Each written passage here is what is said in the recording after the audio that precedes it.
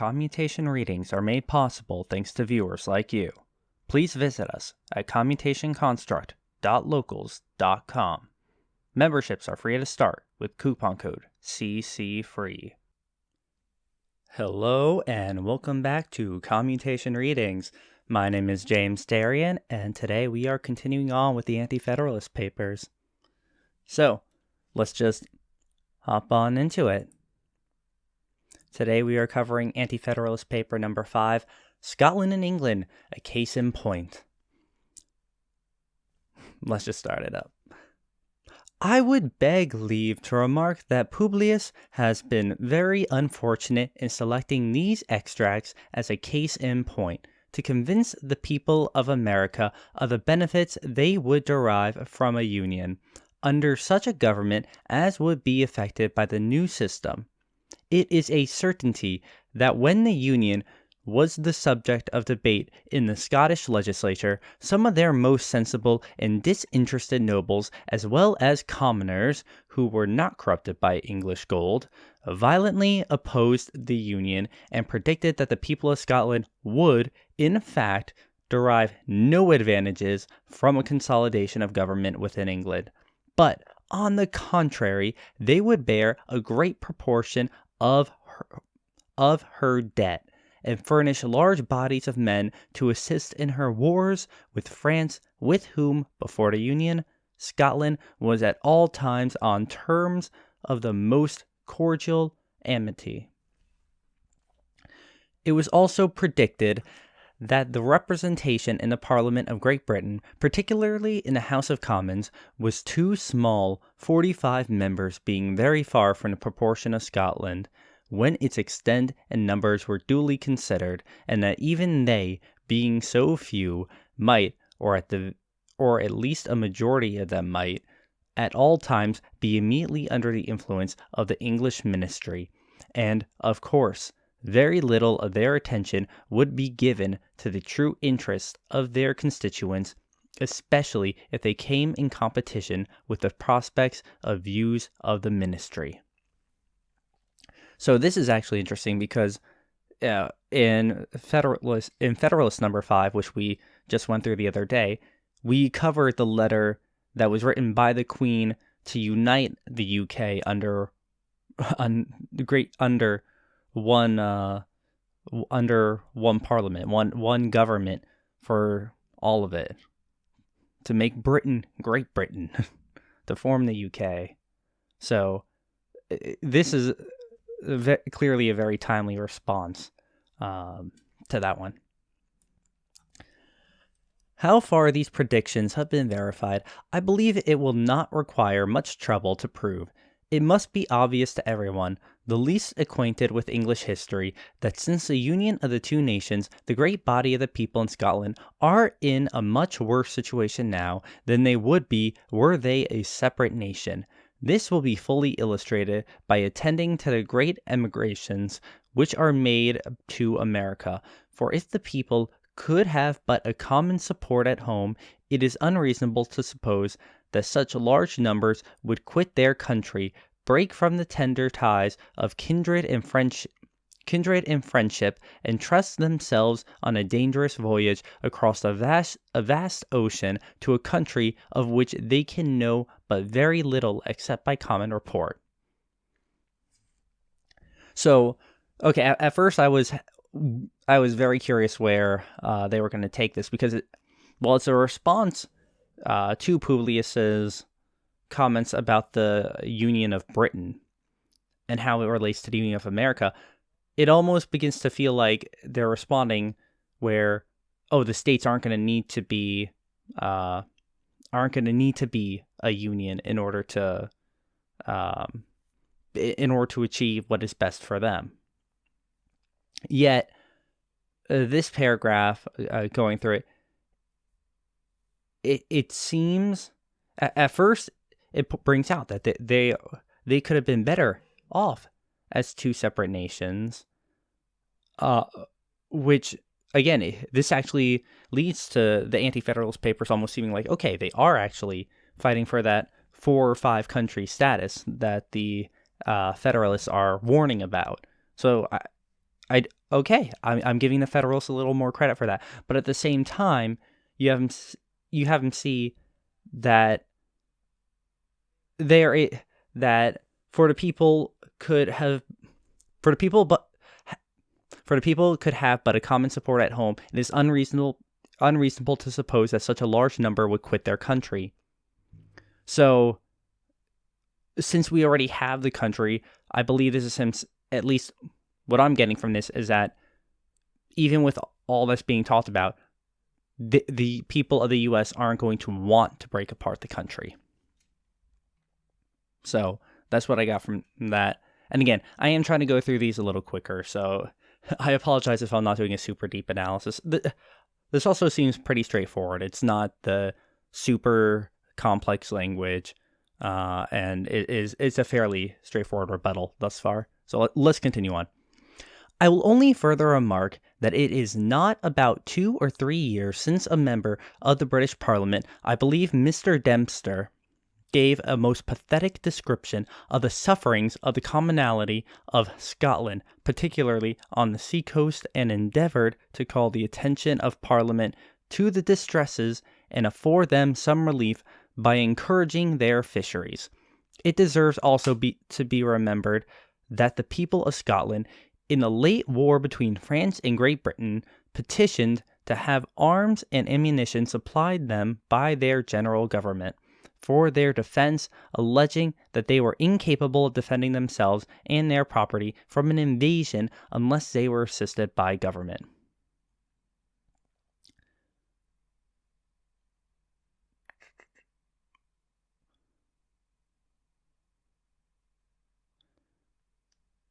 So, I guess they're saying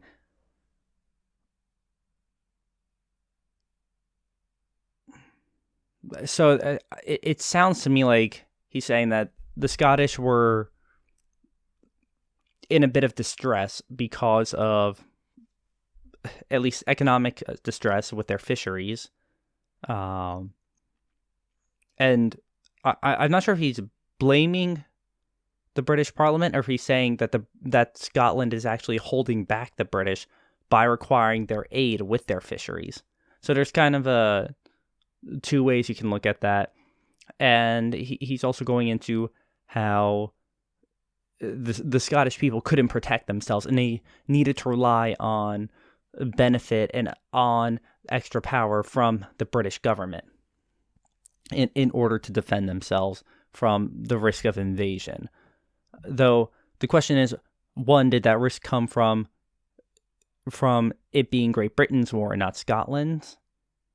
As well, so did that put them at risk?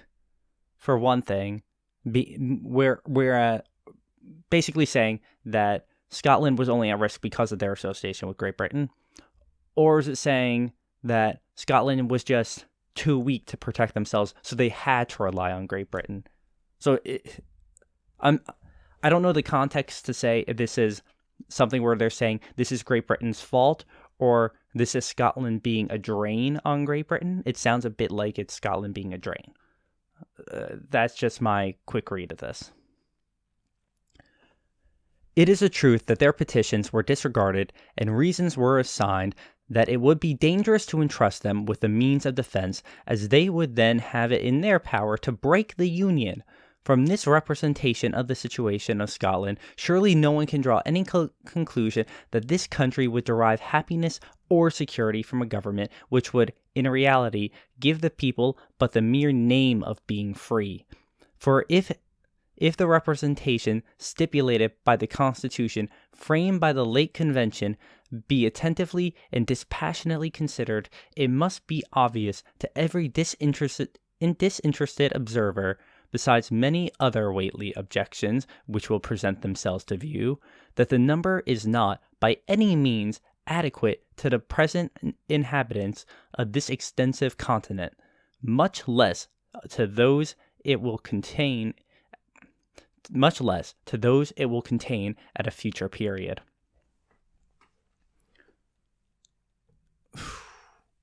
So this is recognizing both the growth that the U.S. is going to have as we expand westward, which I think that's great. I'm glad to see that, because that's became increasingly relevant across time. And again, I like the foresight that a lot of the Anti-Federalist papers are having. So far, we haven't really seen that in the Federalist Papers, where they're thinking about the future, aside from this ideal image of what America could be. But this one is saying, hey, we're going to expand. We're going to be a bigger country. So we need to consider that. He's pointing out how what was created in the UK didn't actually benefit Scotland in the way they needed it to benefit them, because the central government was scared that Scotland would use the military might to break off themselves, and they weren't given the proper representation that they should be given. So, and this could be a question that even is somewhat considered as a problem today in the U.S. about the whole representation issue, because we have the issue with how people view the Electoral College being unbalanced towards smaller states. Though that may not be a direct one-to-one with what they're talking about now. In fact, it may be that they would even say that we are still overrepresenting the more populous states because of how the Constitution is set up. But I just thought this would be was worth noting, that the similarities, I mean. Continuing. I observe that the writer above mentioned takes great pains to show the disadvantages which would result from 3 or 4 distinct confederacies of these states. I must confess that I have not seen in any of the pieces published against the proposed constitution anything which gives the most distant idea that their writers are in favor of such governments. Ooh, this is that's what I was saying the whole time I was reading the Federalist Papers. I was saying, at the very least, the Anti-Federalists have not made an argument for multiple governments. And here comes the direct response to the 5th Anti-Federalist paper, where, again, we've had this commentary about breaking it up into 3 or 4 smaller nations. And here we have the direct response calling that out, saying, yeah, I haven't seen anyone propose such an idea. So I find that pretty funny. I'm glad to see it actually get called out. But it is clear these objections arise from a consolidation not affording security for the liberties of their country, and from hence it must evidently appear that the design of Publius in artfully holding up to public view the bugbear of such confederacies can be with no other intention than willfully to deceive his fellow citizens. Wow. So the author just called out Publius for being a propagandist. This is, I'm actually very impressed by this by this response paper. I mean, yeah, it's an Anti-Federalist paper, but this is a direct response to what was written in the first 5 sections, the first 5 Federalist papers. And this is a blazing response. This is just burning away at everything Publius has talked about in regards to forming multiple governments, in regards to him using this more artful language and trying to get his fellow citizens to believe that if they don't accept this new constitution, everything will fall apart.